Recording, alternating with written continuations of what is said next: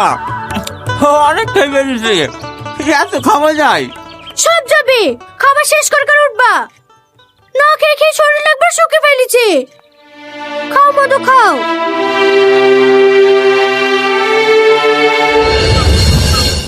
ব্যাস আর দিতে হবে না।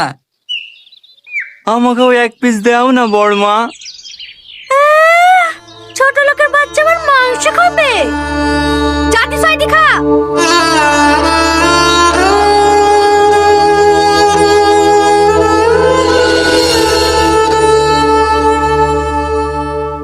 কি হলো মধু, খাও। হ্যাঁ হ্যাঁ, খাসি। তোমাকে দু পিস দিই মা। না না, আর লাগবে না। আরে লজ্জা করো না, খাও খাও, দাও গো তুলে দাও। আরে আন্টি থাক থাক থাক। এই লাও বড়াব্বা, আমাদের বিয়ের কার্ড। আগামী শুক্রবারে আমাদের বিয়ে। বড়মায়ের বোন খেলি, তুমি কিন্তু দুদিন আগেই চলে যাবা। সেটা যাবই মধু, কিন্তু তুমি এখান থেকে গেলে খুব ভালো হতো বাপ। আমার তো আর কেউ নাই, একটাই মেয়ে। তুমি আমার ছেলে মতনই থাকতে। বাড়িতে কেউ আছেন? হ্যাঁ, কিছু বলছো? টনি শেখের নামে একটা চিঠি আছে। আমার নামে চিঠি? কই দেখি।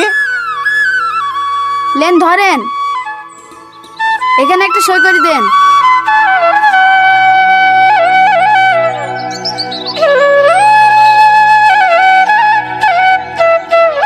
তুমি বসো বাপ, আমি একটু আসছি। আচ্ছা ঠিক আছে।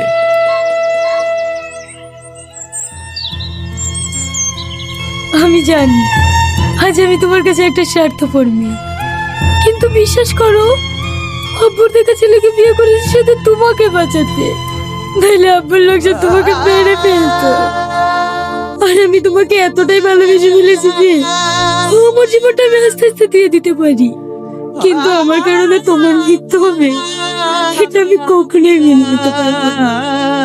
আবার দেখো, তোমাকে ছাড়া আমি বাঁচতেও পারবো না। এই চলে যাচ্ছি না ফেরার দেশে। হয়তো এই জীবনে আমরা দুজনে এক হতে পারলাম না, কিন্তু আমার ভালোবাসা তোমার বুকে অমর করে